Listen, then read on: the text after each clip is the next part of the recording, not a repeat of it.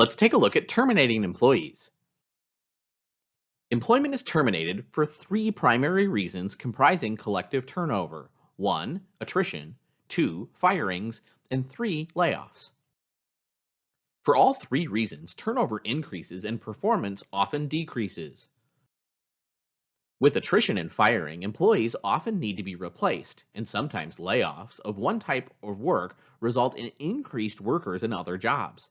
Again, calling for strategic HRM to manage turnover effectively is critical.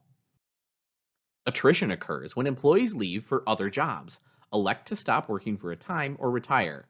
Employees lost through attrition often need to be replaced.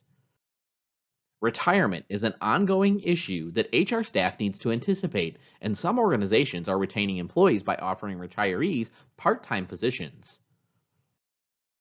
Employees who leave voluntarily are often interviewed so that managers can find out their reasons for leaving. The exit interview, usually conducted by someone from the HR department, can help identify problem areas that lead to turnover and can be used to help retain good employees. Reasons for termination should be spelled out in the company's HR employee manual based on avoiding wrongful discharge.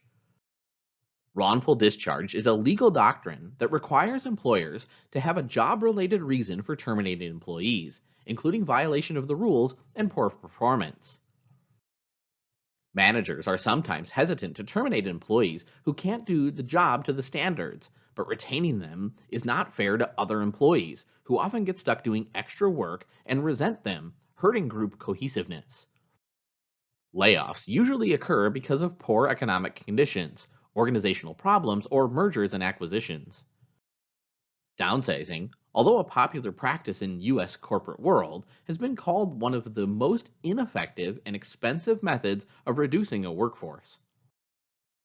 It's usually the better employees who voluntarily leave for other jobs.